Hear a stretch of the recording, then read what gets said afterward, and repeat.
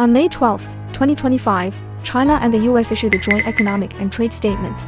The US removed 91% of its additional tariffs, and China did the same for its counter-tariffs. Both sides also suspended 24% of their tariffs, restoring the pre-April tariff landscape.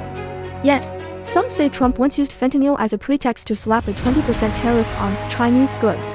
Now, the US imposes 30% tariffs on Chinese products, while China levies only 10% on US goods. It seems the US got the better deal.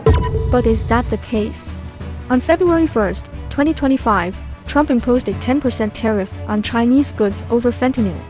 China swiftly responded, the Ministry of Public Security clarified the facts, and the Ministry of Commerce imposed a 10% 15% tariff on US imports like coal, natural gas, crude oil, agricultural, and mechanical products, and also sued the US at the WTO for disrupting trade order. On March 3, the US again used the fentanyl issue to add a 10% tariff. On March 10, China countered by imposing a 15% tariff on US chicken, wheat, corn, and cotton, and a 10% tariff on sorghum, soybeans, pork, beef, and aquatic products. In the fentanyl-related tariff game, China's countermeasures were precise and firm.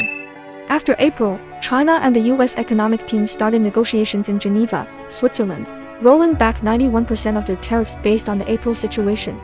From a game theory perspective, this isn't about one side profiting at the other's expense but a mutually acceptable compromise.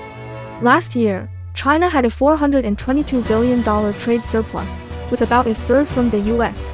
This shows the interdependence of China-US trade.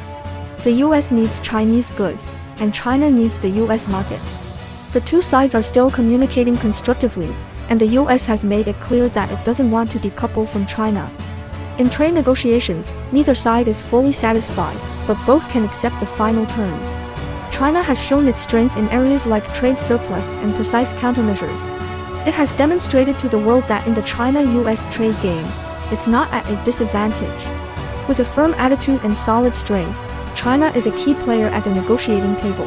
Like and follow to witness China's strength.